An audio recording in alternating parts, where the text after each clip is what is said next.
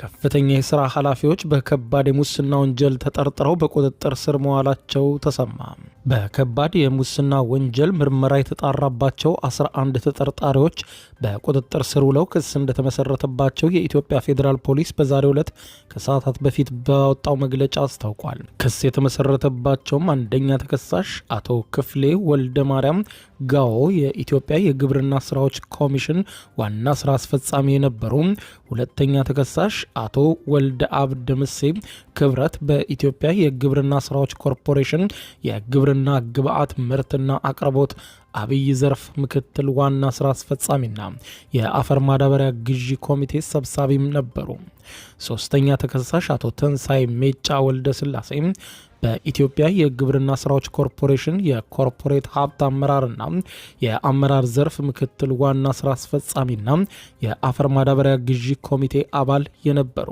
አራተኛ ተከሳሽ ወይዘሪት መንበረ ኃይለ ማርያም ነጋሳ በኢትዮጵያ የግብርና ስራዎች ኮርፖሬሽን የኮርፖሬት ፋይናንስ ዘርፍ ምክትል ዋና ስራ አስፈጻሚና የኮርፖሬሽኑ የግዢ ኮሚቴ አባል የነበረች።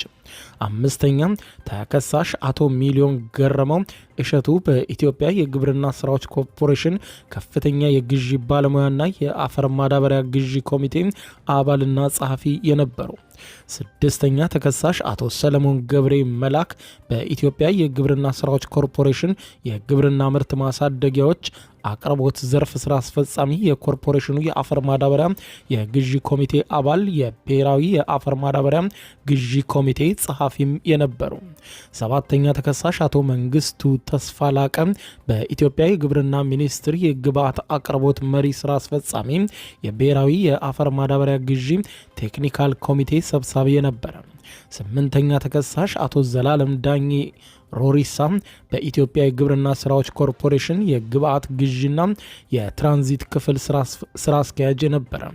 ዘጠነኛ ተከሳሽ ካፒቴን ወንደሰን ካሳ አሰፋ የኢትዮጵያ የባህር ትራንስፖርትና ሎጂስቲክስ ምክትል ስራ አስፈጻሚ ነበረ።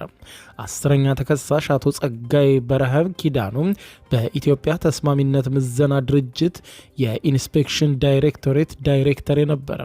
11ኛ ተከሳሽ አቶ አለባቸው ሞልቶት ዳኜ የኢትዮጵያ ተስማሚነት ምዘና ድርጅት የጅቡቲ ቅርንጫፍ ጽሕፈት ቤት ኃላፊ የነበረ ናቸው።